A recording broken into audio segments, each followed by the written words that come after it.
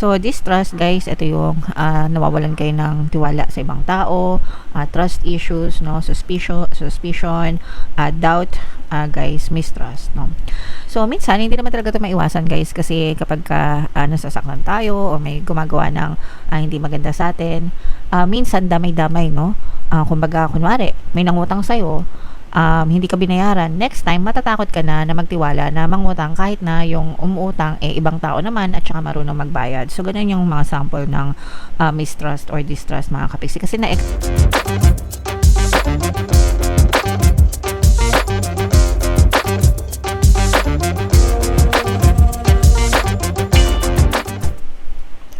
Hello guys, hello water signs, Cancer, Pisces, Scorpio. Welcome back to Pinay Pixie Tarot. Ang pangat ng episode natin for tonight is OOTM, Oracle of the Month, para ngayong October guys. Again, para sa water signs, Cancer, Pisces, Scorpio. Pasensya na kayo guys, no, elemental signs.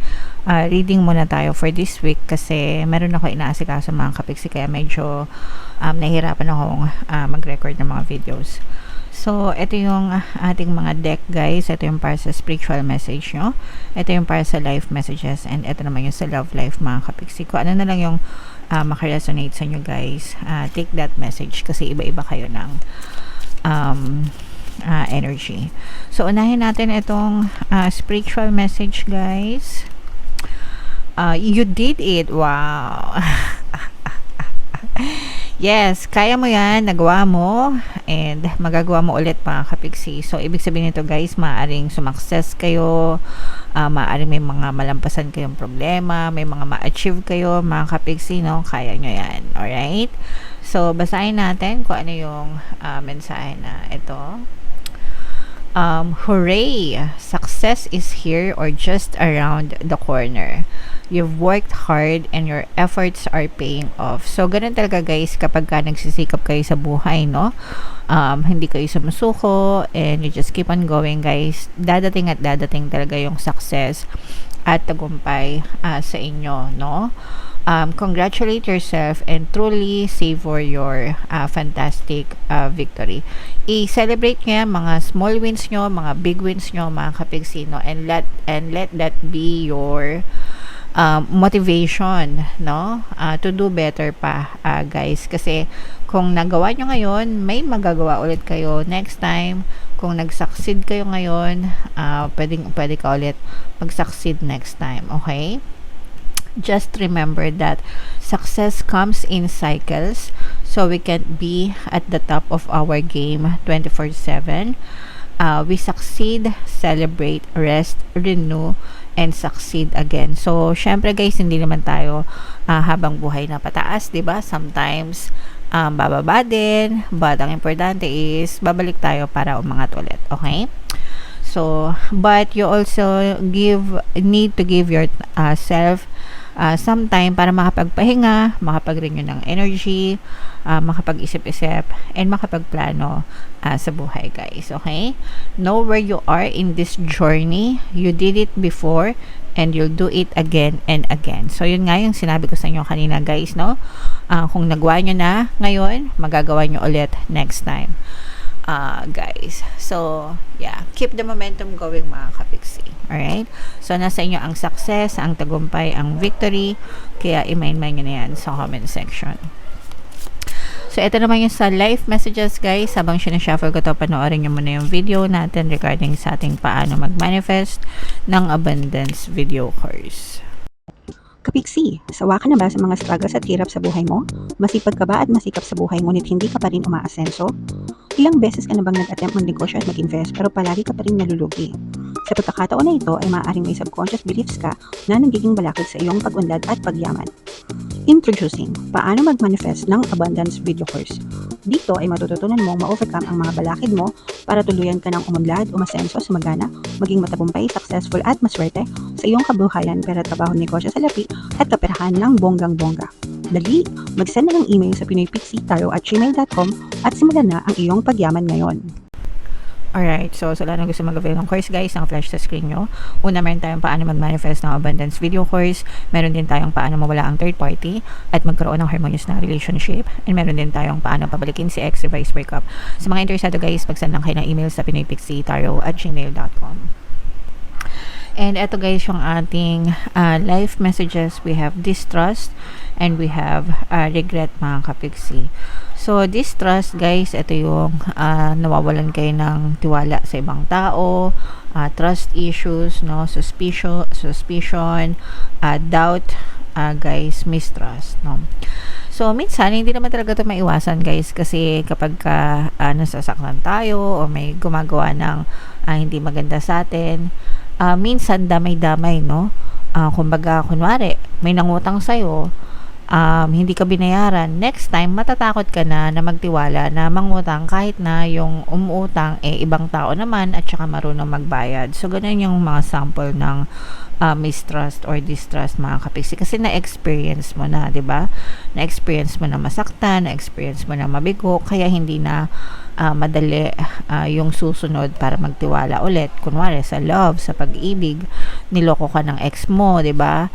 Pinaiyak ka, sinaktan ka. So, kahit na sabihin break na kayo, tapos na 'yan, kapag ka may pumasok ulit na bago manliligaw, nandun na yung parang alerto ka, 'di ba? Na parang ayoko na ulit, 'di ba? Minsan sinusumpa pa ng iba yung pag-ibig, yung love dahil lang sa mga pain nila ng nakaraan, no? So, and minsan okay lang, pero you also have to understand na hindi lahat ng tao ganon, no? So, always give yourself a chance to be happy again, mga kapiksi, pero syempre, kailangan mo rin mag-ingat. Okay? So, dapat balance lang, guys. And ito naman, regret guys is pagsisisi, no? Remorse, sorrow, rue. Ibig sabihin nito guys, hindi na natin mababago yung nakaraan.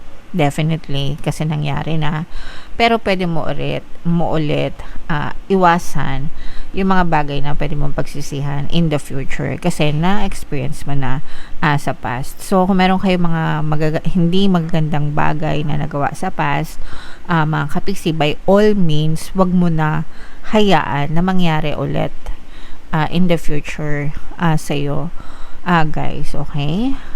Kasi hindi na tama yon guys. Okay? But, yeah. And, kung meron tayong mga nagawang hindi maganda or hindi tama sa ibang tao, pagsisihan nyo rin guys, no? And humingi kayo ng tawad para talagang malinis yung inyong konsensya. Okay?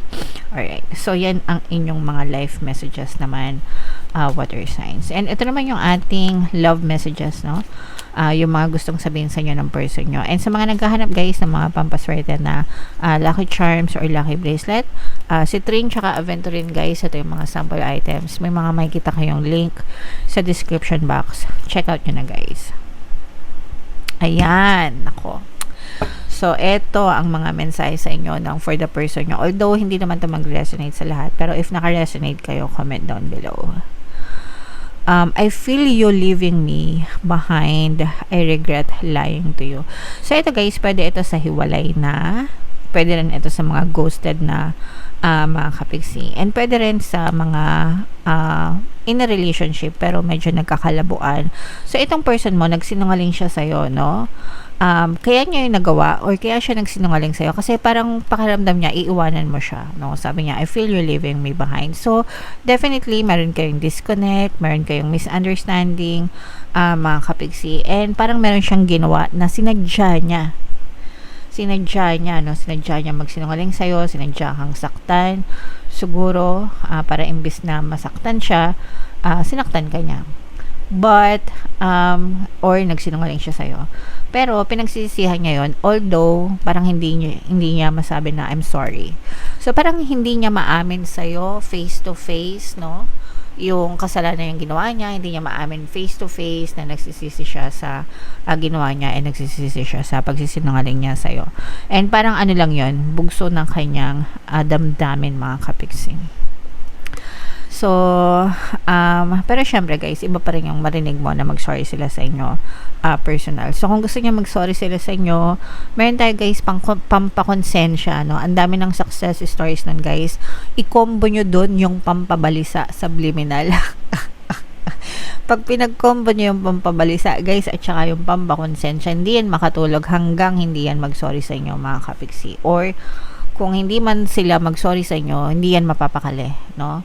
Kahit hindi nyo sila nakikita guys, kahit hindi kayo nagkakausap, hindi yan mapapakali. And kapag nababalisa kayo, ibig sabihin nababalisa sila, hindi talaga sila mapakali. Kapag pinakinggan nyo yung mga subliminal na yun, mga kapiksi, talagang uusigin sila ng konsensya nila guys, okay?